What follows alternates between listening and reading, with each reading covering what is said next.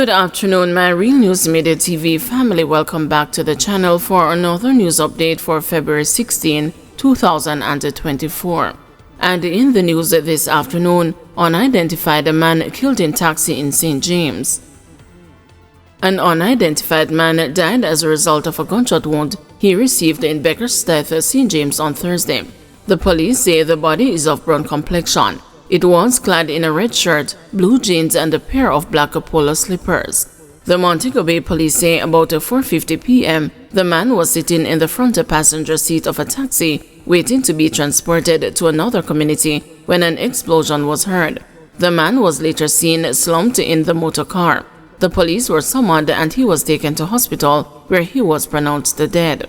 Detectives are asking anyone who may be able to identify the body or assist in their investigations to contact the Montego Bay Criminal Investigations Branch at 876-953-6191, Crime Stop at 311, or the nearest police station.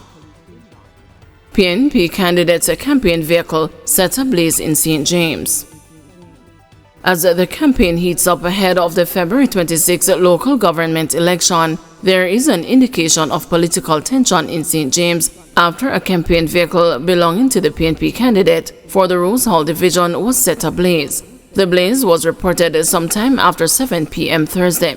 The police are investigating the incident. The PNP candidate and owner of the vehicle, Jason Cummings, said the unit was fitted with sound equipment for promotion purposes as well as power generation machines.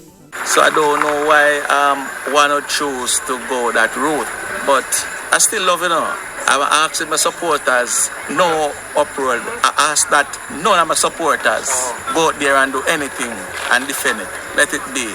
I don't want a reprisal because it's peace and love, we say. And if I'm going to be the councillor, I want to know that all things is well, because I am determined to serve the people, and that I will. So burn up a one vehicle, and it won't stop me or winning the election. PNP Parish Manager for St. James, Victor Wright, said that the incident has created some unease in the division. Our first inclination would want to think that given that it's a marked car, whoever the perpetrator was would know exactly what they are doing. Like the Prime Minister, we too are asking for a very peaceful election, and we are hoping that this incident would be eventually turned out to be a non-political incident. But until investigations are held, we think the tension is high, given that it happened at the candidate's home where his family resides and other members. As a party, we are very concerned, and like I said, we are depending on the police, Prime Minister, and all those who are involved to get to the bottom of this, so we can quickly put it behind us and move along with our very peaceful campaign. He also urged the supporters to remain calm and to focus on a peaceful campaign. But a man was shot and killed in Lilliput, St. James on Thursday night. The news was informed that the man was accused of setting the caretaker's vehicle on fire. The identity of the man has not been released. Up to late Thursday night, the police were on the scene. Shrimpy ambushed and killed by gunmen in St. James. 44-year-old Kenroy Doman, otherwise called Shrimpy, of Africa in Lilliput, St. James, was shot and killed by unknown assailants in his community on Thursday. The police say about 9:05 p.m., Doman was walking along the roadway when armed men ambushed him. The men opened gunfire, hitting him multiple times before escaping. He was pronounced dead at hospital. Detectives are urging anyone who may be able to assist the probe to contact the Montego Bay Criminal Investigations Branch at 876-953-6191, Crime Stop at 311, or the nearest police station. St. Catherine woman charged after allegedly defrauding businessman of over $1 million. Charges of obtaining money by false pretense and the fraudulent conversion have been filed against a woman accused of defrauding a businessman of nearly $1 million in order to secure a property for him. The incidents reportedly took place between March and September of 2023 in Spanish Town, St. Catherine. Charged is 35-year-old Shanna Marie Maraj of Cavita Crescent, Spanish Town. According to the Spanish Town Police, Maraj, posing as a secretary for a construction company, allegedly collected $1,900,000 from a businessman between Thursday, March 7 and Thursday, April 13, 2023 to secure a property for him.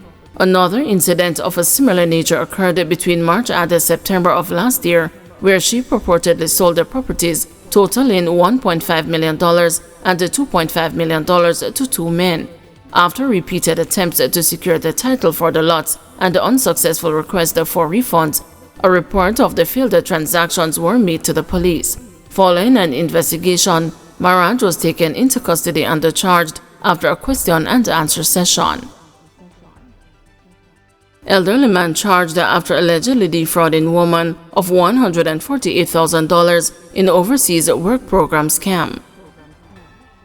A 64-year-old man from St. Catherine was slapped with several charges after being accused of taking $148,000 from a woman to register for an overseas work program that never materialized. He is Jerome Walters, director of Sea Circle in Portmore.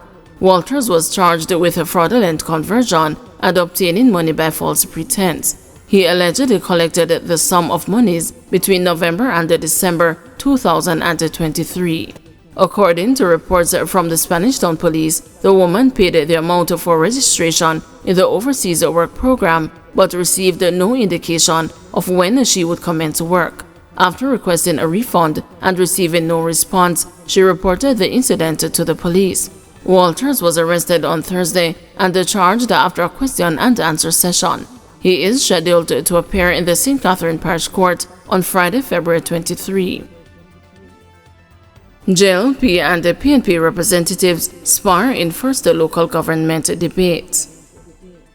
Representatives of the Jamaica Labour Party and the People's National Party stoutly defended their stewardship of the local government portfolio as both sides sparred in the first debate ahead of the February 26 poll.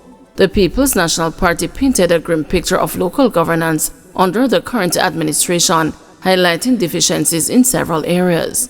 Councillor candidate for the Maxfield Park Division, Dennis Gordon, said the JLP has reneged on the contract with the Jamaican people to deliver on promises made. Let's take your garbage collection. They failed miserably. Let's take your roads. They are in the worst condition ever. They failed miserable. Let's take mitigation. Our resources for mitigation, it's non-existent. They failed miserably. Let's take health. During the COVID pandemic, a lot of money was spent. Your mayor had issues with allotting resources to a friend. Cronyism, you failed miserably. It is clear that you have failed.